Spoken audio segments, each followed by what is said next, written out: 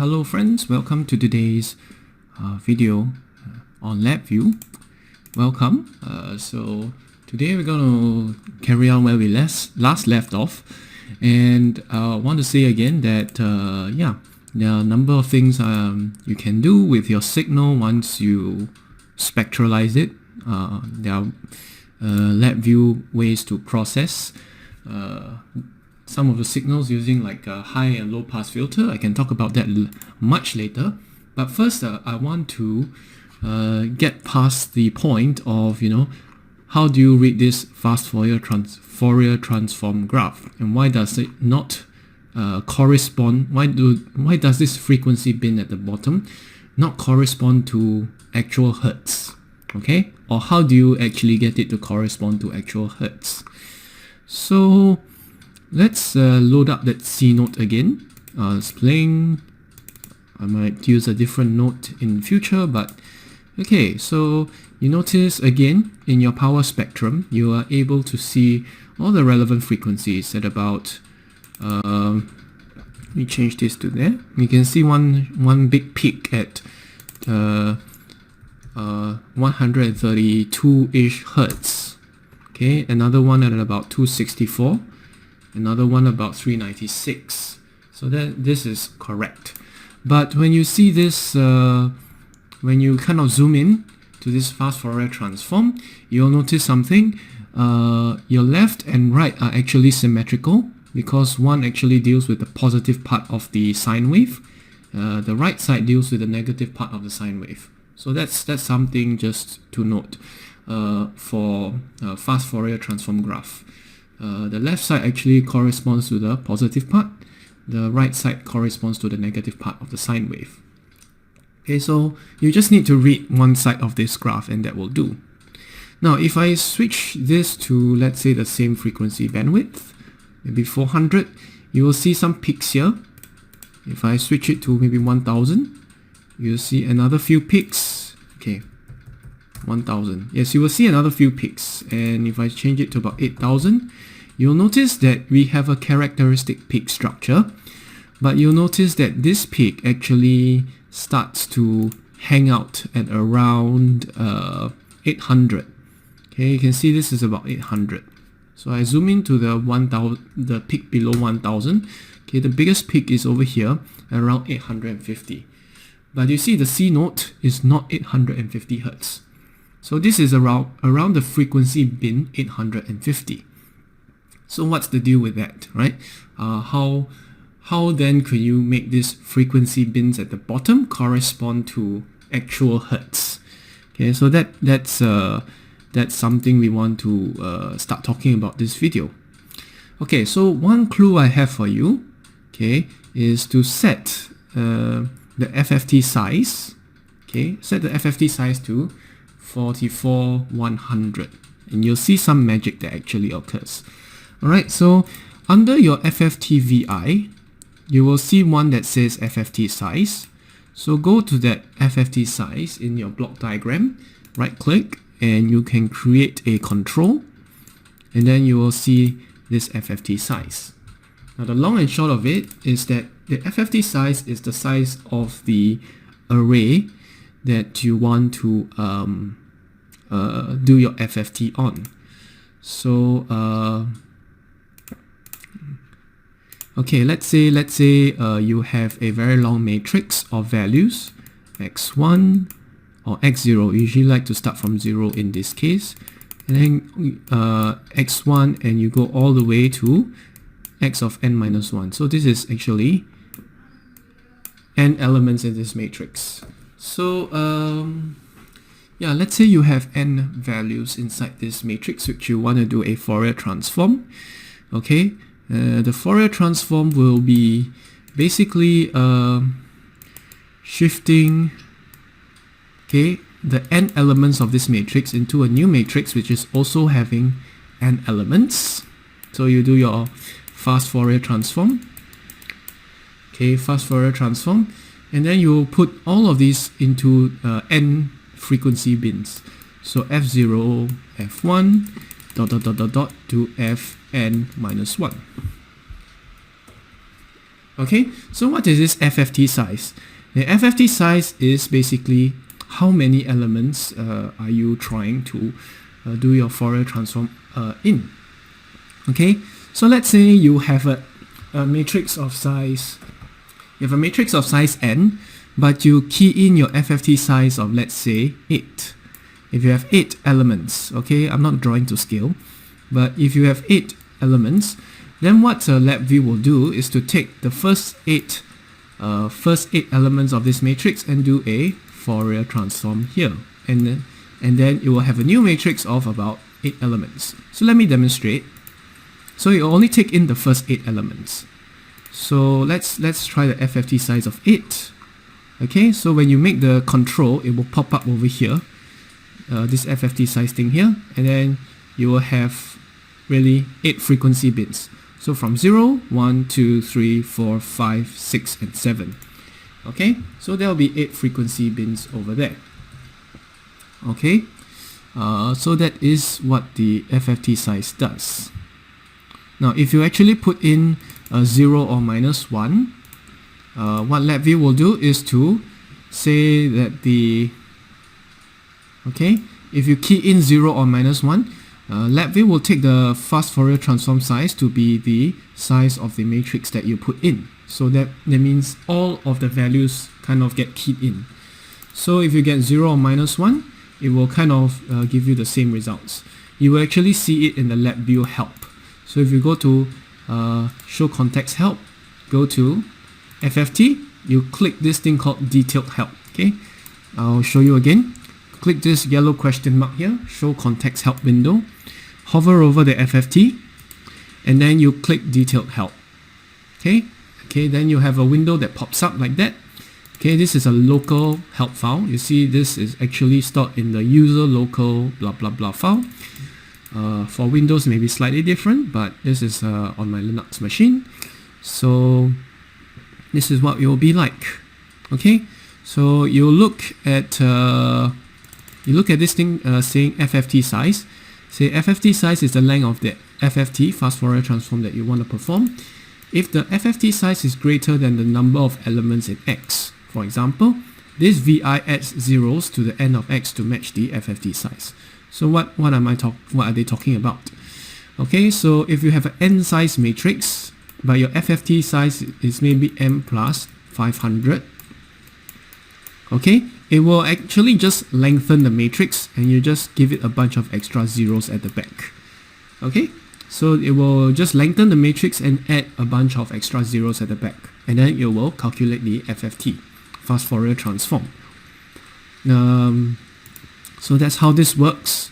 Why would you want to do that? Usually it's because FFTs, they work best when you have integers, when you have the size of the matrix in powers of 2 to the power of n, or 2 to the power of alpha, where alpha is some integer. Okay, so if fast Fourier transform works best in this with 2 to the power of alpha, where alpha is some integer. Okay, so that's why you might want to make n bigger than your FFT size, bigger than your matrix size. But don't worry, even if you just left it as the default as 0 or minus 1, such that the LabVIEW will take the default matrix size n, or the default array size n, as your FFT size, that is still okay. As you saw, it was still able to produce a spectrum. Okay, so now one special thing. Okay, so yeah, I mean, I've gone through the FFT size, and of course, okay, over here it says if the FFT size is less than or equal to 0, this VI uses the length x as the FFT size, which is what I was talking about just now. So that's how this thing works. Now this part I will go through a little bit later. All right, so how do you get the frequency bin to correspond to actual hertz? Now I want to give you something interesting.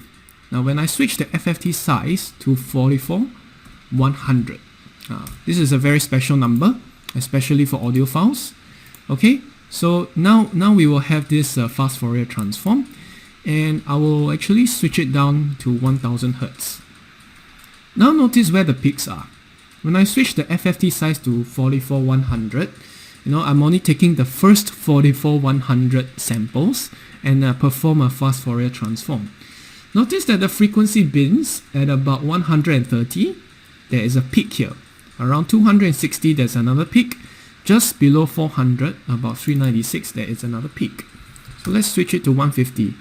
And you can notice the peak is at about 132 Hertz, or the 132nd frequency bin. And that actually corresponds to some Hertz, or what have you not. So you notice that when you have, I can change the scaling by switching these two numbers. But notice that once you change it to 44100, the fast Fourier transform size, the frequency bins actually now correspond 1-to-1 in a unit conversion, so to speak, 1-to-1 according to actual Hertz. So what is going on here? Alright, so if you take a look at the lab view help, you will see how the FFT is being performed. So this is, a Fourier transform is usually, done in integrals. Alright, Fourier transform is usually done in integrals. But since we are doing a discrete Fourier transform, we don't have a continuous function.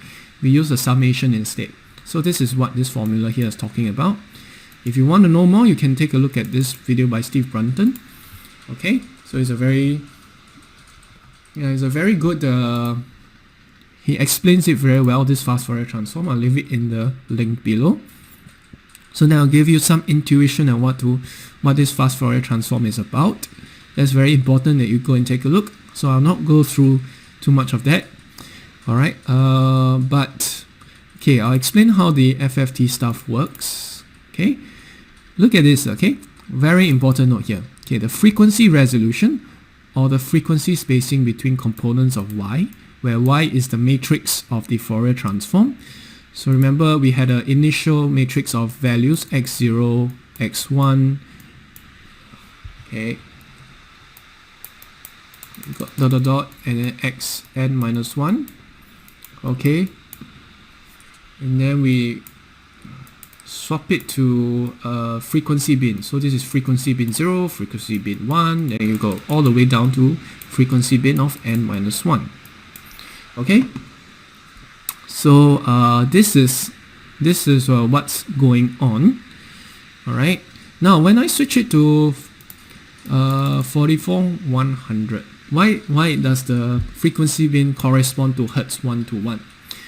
So well, this one is the answer. It says the frequency resolution, or frequency spacing between components of Y, meaning to say that the change in frequency, the change in frequency from, let's say, f0 to f1, the delta f here is, the formula given is fs, which is the sampling frequency, over n. This n here is the FFT size. So n is the FFT size. So it's not this n, so I should use a different n. I should use FFT size. So what is this FFT size? The FFT size is the number that you key in here. Now, when I key in this FFT size to be 44100, what happens? So taking a look at this formula, this is Fs over FFT. So remember the spacing between each frequency, between each frequency, it's Fs, which is the sampling frequency, over FFT size. Now, if I happen to make my sampling frequency and FFT size the same, i.e. to say, if I have a 44100 over 44100, that means my sampling frequency must be 44100, If I make the sampling frequency equivalent to the FFT size, delta F here is exactly 1 Hertz. So that means if I go from frequency bin 0 to frequency 1, the difference is exactly 1 Hertz. So that means if I go from frequency bin 100, this corresponds to about 100 Hertz. The frequency bin at 130 corresponds to about 130 Hertz. So if you do exactly like so, you will only take the first 44 100 samples. So, but if your sampling rate is 44 100 Hertz as well, then the spacing between each frequency bin will be 1 Hertz. So at the bottom you will be able to see your what do you call that? Your sampling rate. I mean your frequency bin will correspond to number of Hertz in a 1-to-1 correspondence. Okay, so you can see the peaks here at 130, 264 and 396. Very similar to what we have in the power spectrum, right? Of course the power spectrum is different, but you can see at least the peaks are at the same place, and that's important if you want to check what the frequency is. After all, we are interested in the frequency analysis. Okay, so how then is this going to work if you have more samples than 44 100? And how did I even know that the samples are the samples are being sampled at a rate of 44 100 Hertz? The sampling frequency is 44 100 Hertz. How did I know that? And what on earth is sampling rate anyhow? Okay, so these are some of the questions that you may have. Okay, so I will have to take some time to explain some of them. If you're not sure, if you already know what all of these are, you can just skip ahead. If not, you can just continue watching. Okay, so this is the very useful website that I want you to take a look at. And this actually gives you some very good insight into what sampling rate is. Okay, so let me first answer the question, what is sampling rate? Okay, sampling rate, okay, is like something like this, okay? So let's say you have a sound signal, right? So you have some amplitude versus time, and your sound signal very simplistically can be a sine wave, right? Alright, so very simplistic, the most simple sound wave you can think of is perhaps a sine or cosine wave, as you are seeing here. Alright, so this is something we call a continuous. Okay, this is a continuous signal. Okay, it's a continuous signal because the amplitude is actually continuous and the time is continuous. Another name that we use is, this is called an analog signal. Okay, so however, we cannot store analog signal as well in let's say a computer. For some reason, if you try to record and store analog signals, there may be some distortion due to the electrical circuitry of the thing. There may be some distortions here and there. So to overcome this, they use digital signals. Okay, so what are digital signals? Now, digital signals are basically they do this thing, right? Okay, so let's say your sine wave is go from 10 to minus 10, right? So this is how digital signals kind of works, and this is how sampling frequency kind of works. If your sampling frequency, let's say, is 1 Hertz, alright, okay, or 0.1 Hertz, and then let's say your period here is 1 second. Alright, so we have the first hump of the sine wave being over here 1 second. So this is a okay, we have a sampling frequency, let's say of 10 Hertz. 10 Hertz. So that's 10 times per second, not 0.1 Hertz. So this period is about 2 seconds, or this analog signal is 0.5 Hertz. Okay, so let's say at t equals 0.1 seconds, Okay, or t equals 0 seconds, it will sample like so. It will read the signal here. It will read the signal here, and it says that the amplitude is 0. Okay, at t equals to 0.1 seconds. T equals to 0.1 seconds. Yeah, I think I'm running out of time soon. T equals to, let me see. Let me give it 2 more minutes. T equals 0.1 seconds, it will sample this much. Okay? It will sample this amplitude here, and then it will hold.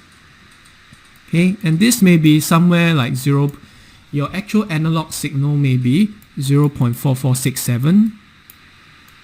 I don't know what the numbers are, I'm just making this stuff up.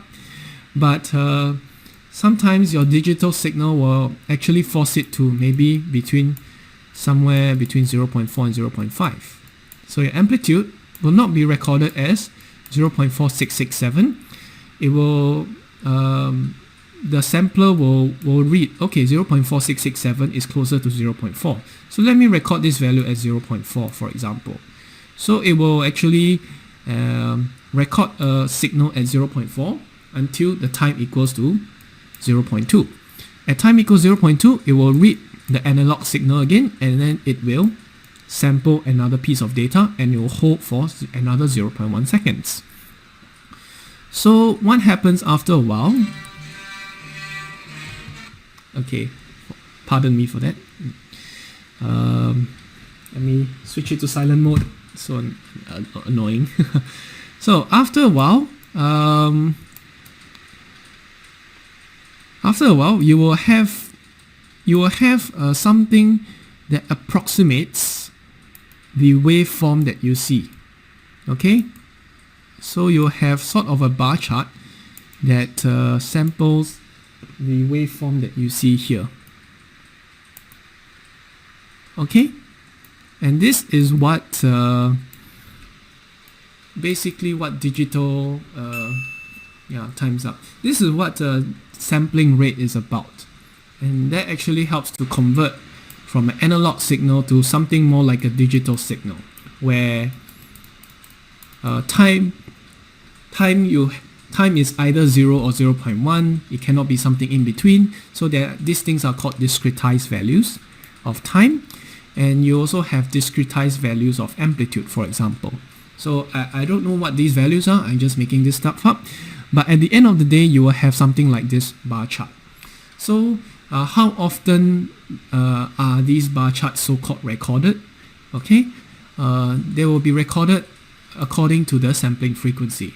Of course, the higher your sampling frequency, the closer your bar charts will resemble the actual analog wave. And for sound frequencies, your standard sampling rates are about 44.1 kilohertz. Okay, or you can switch it higher for higher fidelity audio. So maybe in the next video I'll demonstrate a little bit more, but hopefully this is insightful into what sampling rate is about. Okay, so hopefully that clears up some confusion. Thanks for watching. I'll see you guys in the next video.